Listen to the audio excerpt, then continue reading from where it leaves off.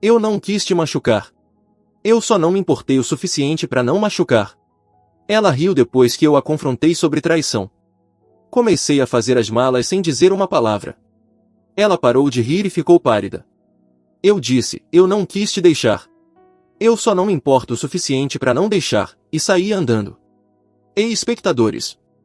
Antes de seguirmos para o vídeo, por favor certifiquem-se de se inscrever no canal e apertar o botão de like se quiserem ver mais histórias como essa. E se você tiver sua própria história para compartilhar, me envie. A propósito, minhas informações de contato estão na descrição abaixo. Eu adoraria apresentar isso em um vídeo futuro.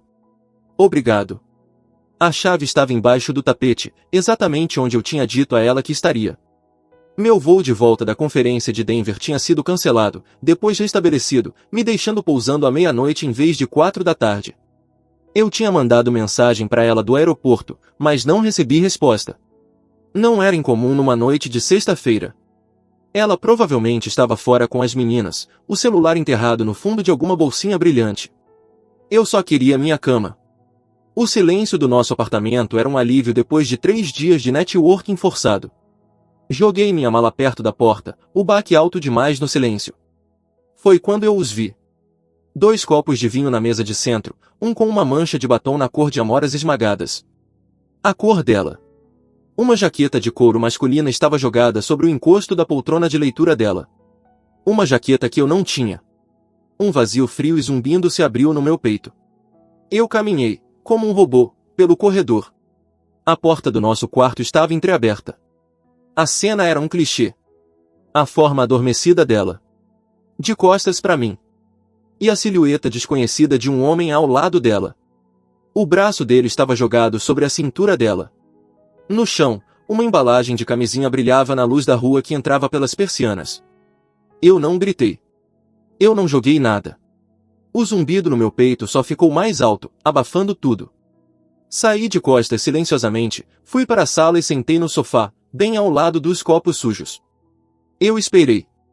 1 hora depois, ouvi um arrastar.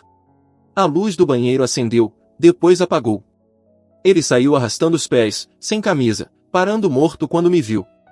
Era mais jovem, com a barba por fazer cuidadosamente mantida de um cara que se esforça para parecer que não se esforça. Ele não disse uma palavra, só voltou correndo pelo corredor. Ouvi sussurros frenéticos. Emily saiu sozinha, enrolada no roupão de seda, o rosto uma máscara de pânico endurecendo em desafio. O cara. Tyler. Eu descobriria depois, passou por mim com a jaqueta e os sapatos, sem fazer contato visual, e saiu sozinho. A porta clicou fechando. O silêncio voltou, agora carregado e doentio. Há quanto tempo? Minha voz soou estranha, calma e plana. Ethan, não é o que você pensa. É exatamente o que eu penso. Há quanto tempo, Emily? Ela cruzou os braços, se abraçando. Algumas vezes. Não significa nada. Meses. Semanas. 3 meses. Uma risada, amarga e afiada, tentou subir pela minha garganta. Eu engoli. 3 meses. Eu tinha estado em Denver apresentando o projeto que garantiria o financiamento da minha equipe. O projeto em que eu tinha trabalhado até tarde por semanas. Aquele que ela chamava de seus planilhinhas chatos, com um beijo provocador. Eu pensei que o beijo era carinho. Agora eu sabia que era dispensa. Por quê? Ela jogou as mãos pro alto. Por quê? Porque você está aqui, mas não está aqui. Você está sempre na sua cabeça, com seu trabalho, com sua quietude. Tyler está presente. Ele é empolgante. Então isso é culpa minha. Eu não disse isso. Meu Deus, você sempre faz isso, torce as coisas para me fazer a vilã. Ela andava de um lado pro outro, o roupão esvoaçando. Aconteceu simplesmente. Eu não planejei. Eu só observei ela. Vi a garota por quem eu mudei de cidade. A mulher cujo pai eu levava para quimioterapia toda semana durante um mês. A pessoa com quem eu imaginava um futuro, se dissolvendo diante de mim numa estranha representando um roteiro velho e cansado. Você está apaixonada por ele? O quê? Não. É diferente. Você quer ficar com ele? Eu não sei. Talvez. É novo. Preciso resolver isso. Eu assenti devagar. O zumbido estava se cristalizando numa única nota clara. Ok. Ok. O que tá ok? Ela parecia confusa, como se eu tivesse pulado uma página no argumento que ela tinha ensaiado. Você devia resolver isso. Levantei e caminhei em direção ao nosso quarto. O quarto. Aonde você vai? A voz dela ficou mais aguda, me seguindo. Não respondi. Fui pro armário e tirei minha velha bolsa de viagem da prateleira de cima. Depois fui para minha cômoda. Meias, cuecas, camisetas, jeans. Empacotei metodicamente, sem dobrar nada, só colocando dentro. O que você tá fazendo? Ela estava na porta agora, a voz subindo uma oitava. Passei por ela até o banheiro. Escova de dentes, barbeador, desodorante. O estojo reserva de lentes de contato. Joguei tudo no kit de higiene. Para com isso, ela exigiu, me seguindo de volta pro quarto. Para com isso agora mesmo. Você tá mesmo fazendo mala? Você vai embora? Por causa disso. Abri minha mala do corredor, aquela que eu tinha usado por 3 dias, e comecei a transferir o conteúdo da bolsa de viagem para dentro dela. Roupas de trabalho, sapatos sociais, minha pasta de portfólio. Ethan, fala comigo. Foi só sexo. Você tá sendo ridículo. Finalmente virei para olhar para ela. O desafio ainda estava lá, mas estava rachando nas bordas, revelando pânico por baixo. Ela não conseguia controlar a narrativa se eu me recusasse a dizer minhas falas. Fala alguma coisa, ela gritou, as palavras quicando nas paredes. Respirei devagar. A nota clara na minha cabeça era um comando, não engaje, só vá. Eu preciso entender, eu disse, minha voz ainda aquele terrível, calmo uniforme. Então você tá dizendo que não pretendia me machucar? Não, claro que eu não pretendia. Meu Deus, ela soltou um som frustrado e nervoso, meia risada, um escárnio. Era para me diminuir, para enquadrar minha dor como uma super-reação à transgressão casual dela. Eu não quis te machucar, eu só não me importei o suficiente para não machucar. Lá estava, o cerne da coisa, polido e oferecido com um dar de ombros. Não maldade, mas indiferença absoluta e trivial. Meu amor, minha confiança, nossos 5 anos, não valiam o esforço mínimo de se importar o suficiente para não quebrar tudo. Algo se assentou em mim então, final, como um ferrolho pesado deslizando no lugar. Virei de volta para a mala e fechei o zíper. O som foi definitivo. Peguei ela, joguei minha bolsa do laptop no ombro. Caminhei em direção à porta da frente. A confusão dela tinha virado medo real. Ela se plantou entre mim e a porta. Espera, você tá indo embora mesmo? Assim? Pra onde você vai? Parei, olhando para ela, realmente olhando. A mulher que eu amava tinha sumido. E isso era só o invólucro que ela tinha deixado para trás. Vi o tom pálido da pele dela, os olhos se arregalando enquanto ela percebia que eu não estava fazendo birra. Isso era uma saída. Eu não quis te deixar, eu disse, minha voz baixa e perfeitamente nivelada. Um espelho das palavras dela. Eu só não me importo o suficiente para não deixar. O último fiapo de cor sumiu do rosto dela. Os lábios dela se abriram, mas nenhum som saiu. A risada tinha sumido, o desafio apagado. Ela só parecia vazia. Passei por ela, o movimento gentil mais irrevogável. Abri a porta. Não olhei para trás. Entrei no corredor, puxando a porta para fechar atrás de mim. Não bateu. Clicou fechando com um som suave e final, como a tampa de uma caixa se fechando sobre algo que já estava morto. O quarto de hotel cheirava a limpador com aroma de citros e vazio.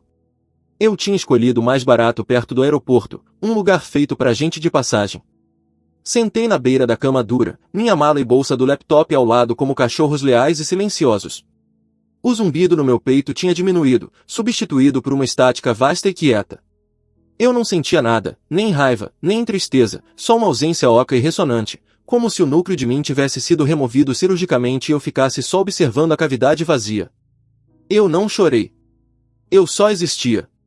Pedi um sanduíche clube do room service às 2 da manhã e comi metodicamente, sem sentir gosto.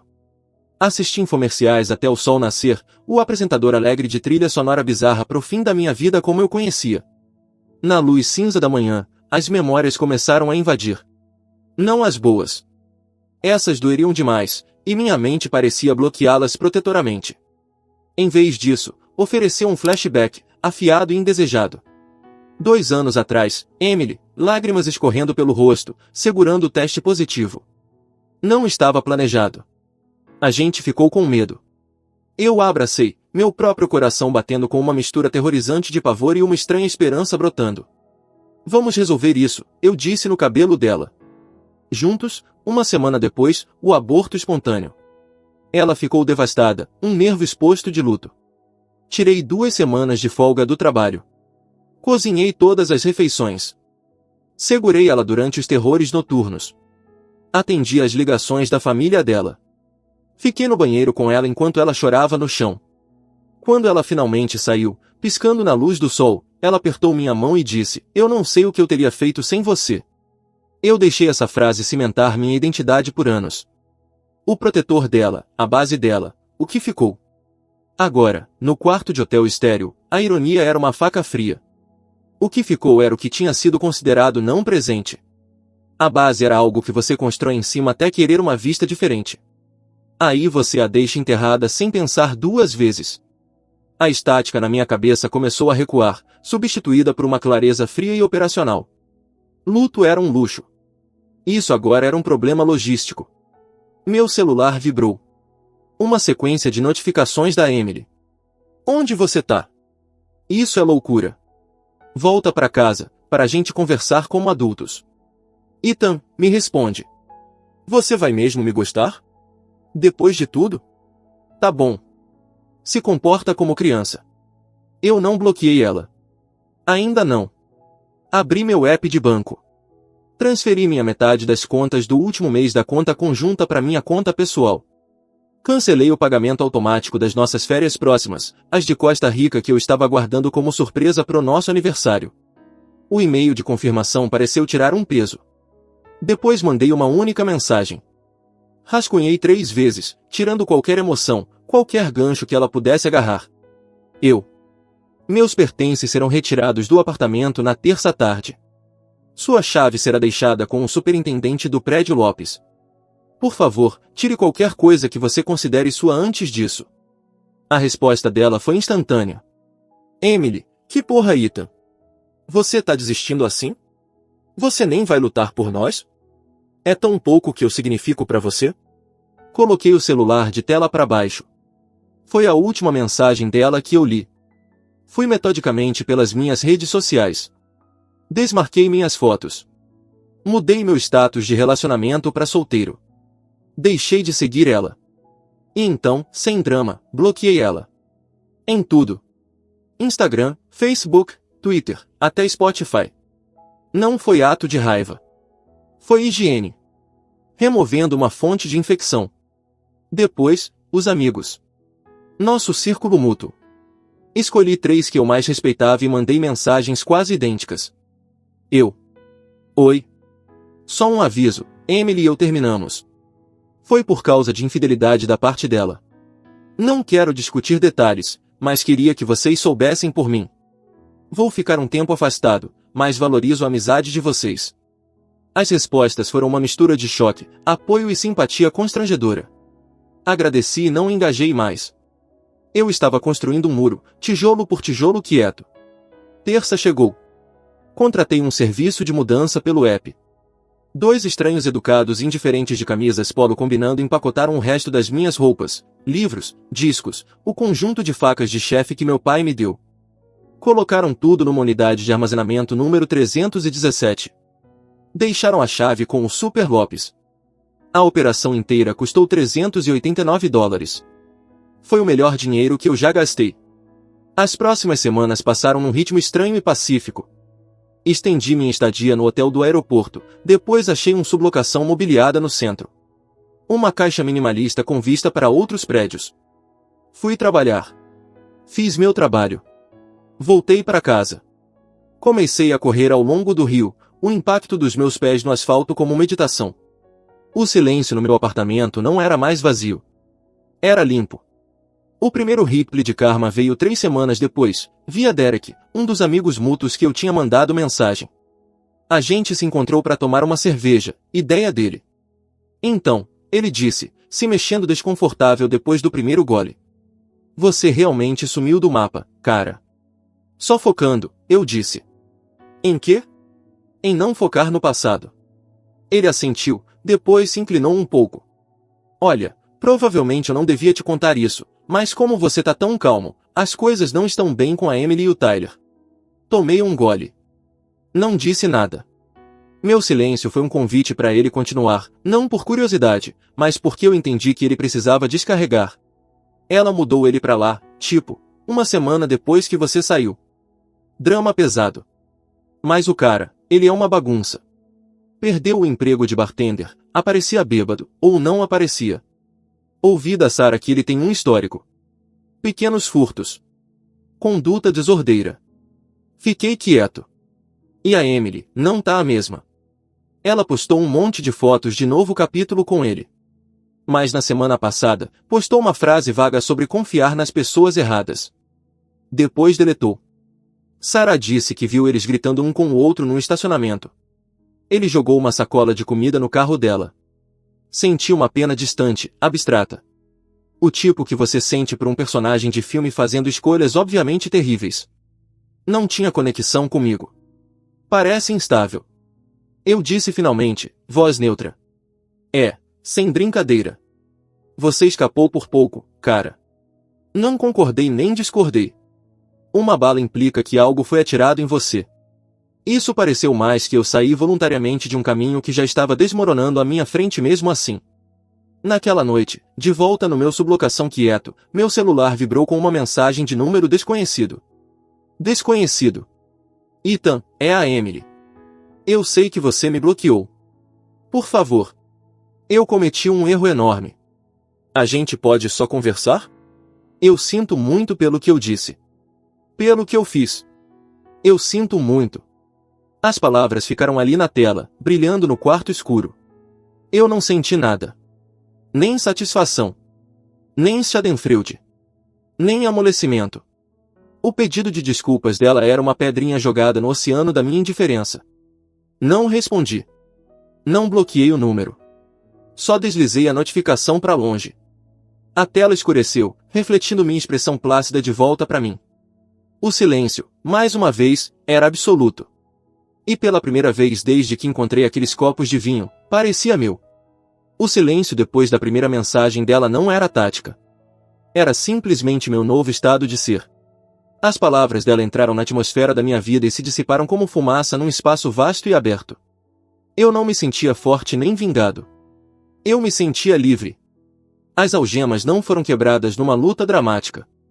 Eu simplesmente percebi que nunca estiveram trancadas, e saí andando delas. Minha vida começou a se encher de novo, não com barulho, mas com substância.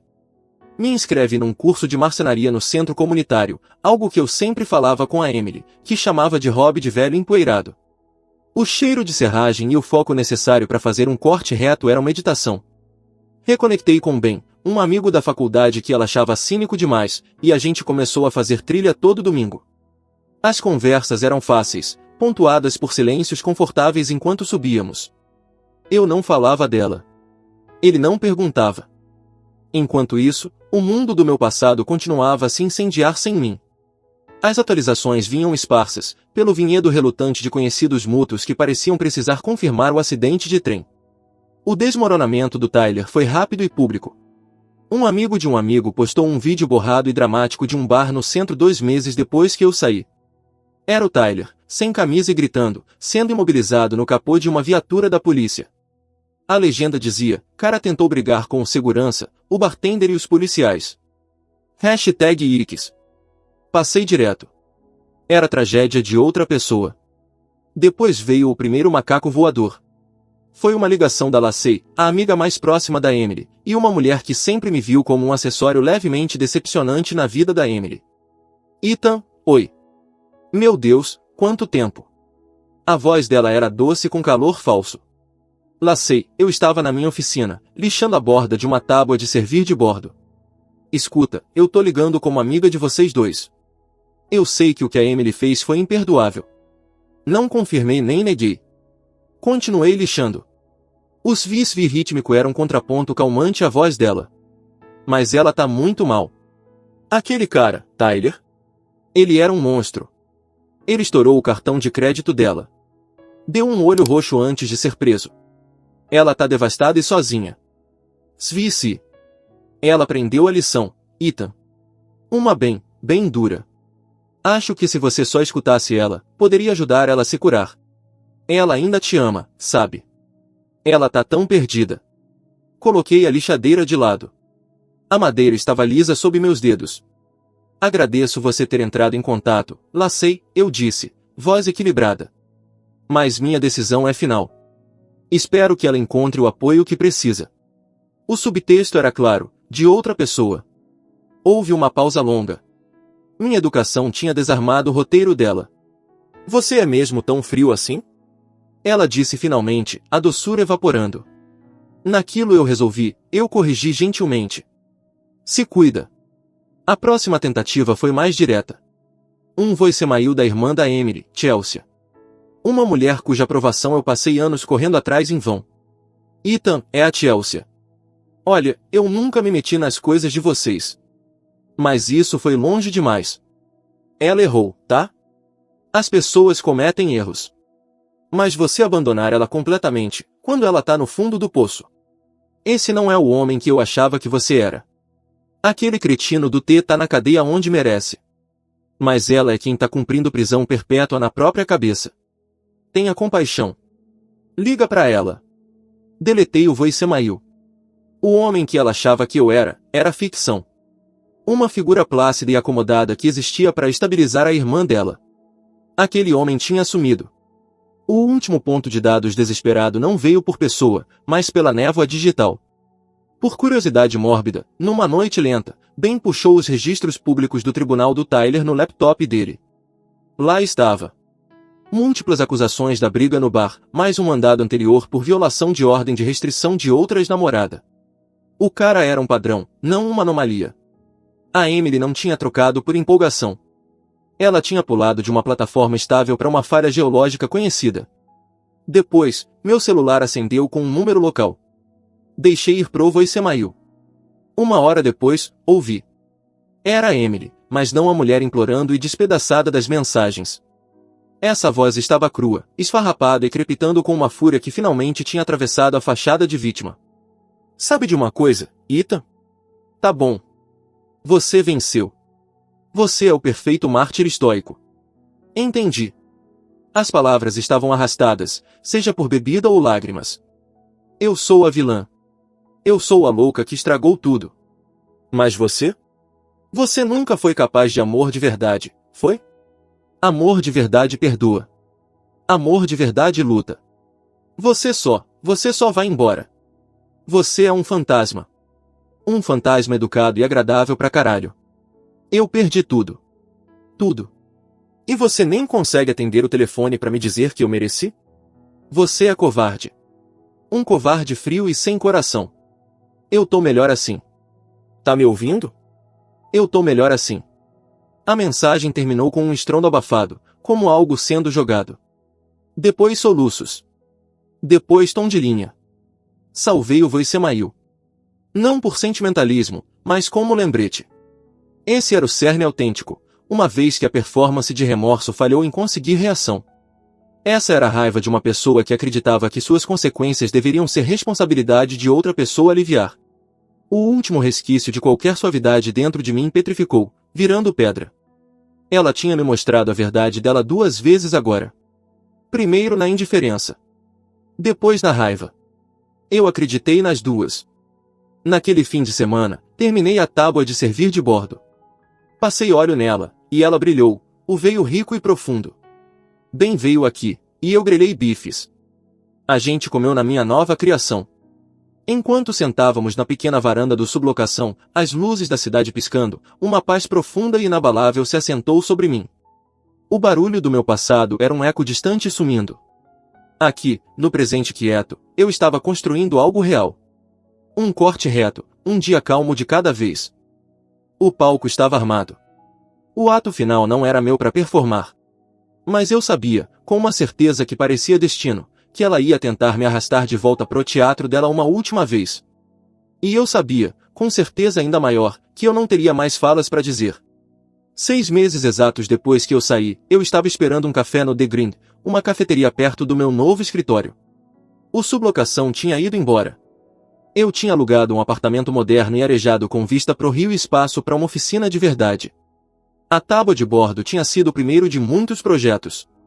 O silêncio lá era meu, cheio da música que eu escolhia ou do silêncio satisfatório da criação. Bem estava atrasado, então eu pedi primeiro, rolando planos arquitetônicos para uma estante sob medida no celular. Eu estava em paz. Não a quietude frágil do quarto de hotel, mas uma tranquilidade sólida e conquistada. O sino da porta da cafeteria tilintou. Olhei por hábito. Era Emily. Ela ficou parada logo dentro da porta, silhuetada contra a luz cinza da tarde. Parecia diminuída. A mulher vibrante e descuidada que riu da minha dor tinha sumido. Essa mulher estava mais magra, os ombros curvados dentro de um casaco que parecia grande demais. Os olhos dela, procurando um lugar, pousaram em mim e se arregalaram. Um caleidoscópio de emoções torceu as feições dela. Choque. Esperança. Um cálculo frenético. Vergonha profunda.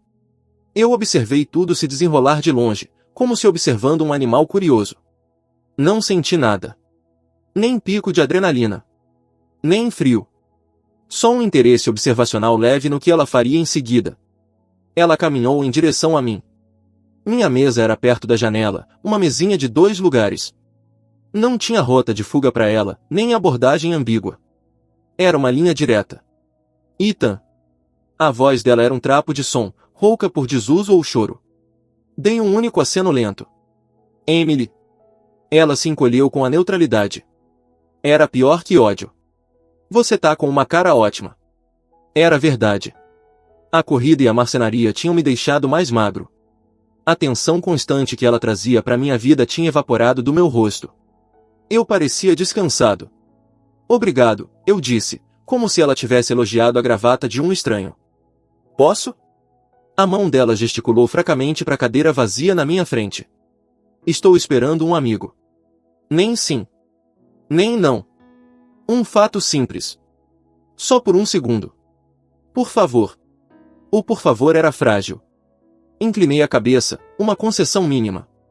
Ela sentou, empoleirando na beira da cadeira como um pássaro pronto para voar. As mãos dela torciam um guardanapo do suporte.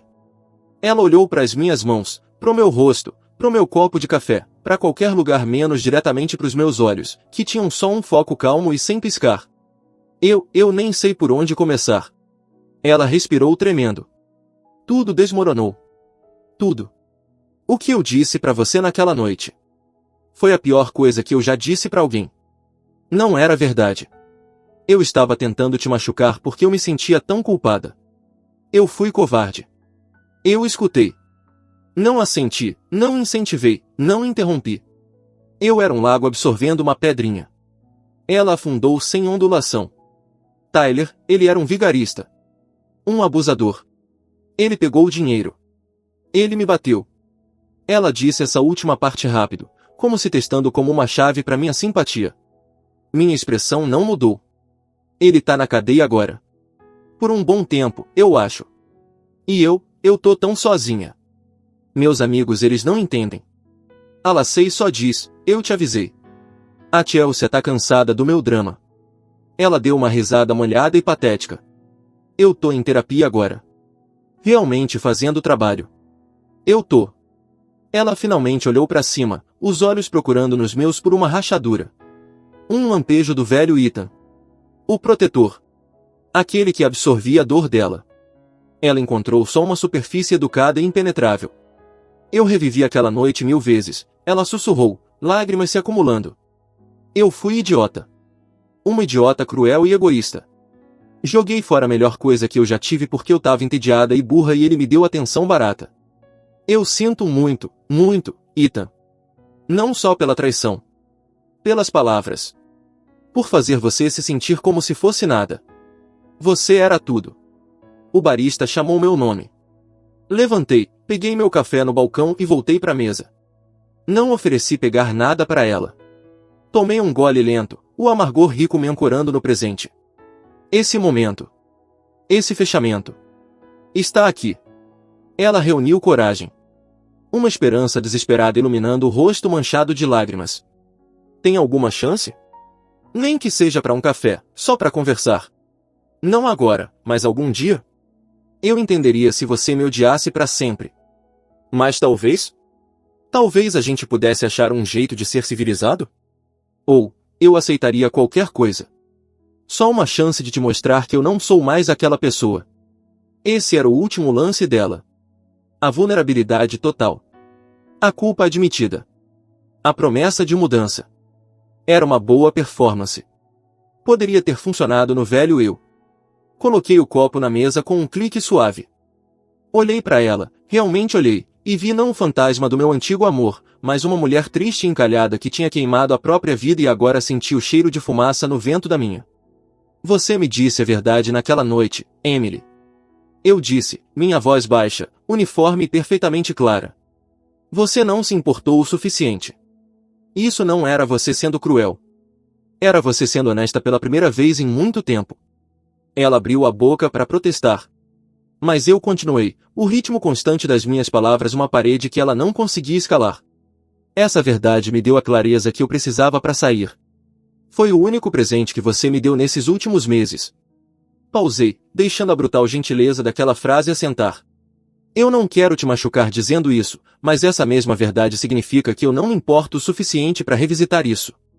Para relitigar o passado. Não tem nada pra gente construir a partir daí. Só cinzas. O rosto dela desmoronou. A esperança se apagou, deixando um desespero vazio. Então é isso. Você não sente nada. Eu sinto paz, eu disse. Foi a coisa mais honesta e devastadora que eu poderia ter dito para ela. Eu espero de verdade que sua terapia te ajude a encontrar a sua. Naquele momento, Ben entrou pela porta, me avistando. Deu um aceno rápido, os olhos passando pela Emily com um reconhecimento breve e neutro antes de voltar para mim, uma pergunta nas sobrancelhas. Dei para ele um sorriso pequeno e genuíno, um que ela não via há anos, e virei para ela pela última vez. Meu amigo chegou. Tenho que ir. Levantei, pegando meu café. Se cuida, Emily. Foi o beijo de despedida de um estranho. Um adeus educado e terminal. Caminhei pro balcão para encontrar o Ben. Ouvi o arrastar da cadeira dela, um som engasgado. Não virei. Ben bateu no meu ombro. Tá bem, cara? Nunca estive melhor, eu disse, e era verdade. Pronto para ir? Enquanto saíamos pro ar fresco da tarde, eu não me perguntei o que ela estava fazendo. Não senti o olhar dela nas minhas costas. Eu já tinha ido embora há meses. O homem por quem ela estava implorando não existia mais. Ele tinha saído numa noite, e no lugar dele estava alguém que ela nunca conheceria. Alguém que tinha construído uma vida, pedaço por pedaço constante, numa fundação de dignidade quieta, longe do barulho das consequências dela. O último fio foi cortado, não com um grito, mas com uma verdade quieta e definitiva, e o silêncio que veio depois era finalmente, completamente, meu. Obrigado por assistir. Certifique-se de se inscrever no canal e apertar o botão de like. O que você acha dessa história? Compartilhe nos comentários. Pronto, agora tá completo do começo ao fim, sem nenhuma parte cortada.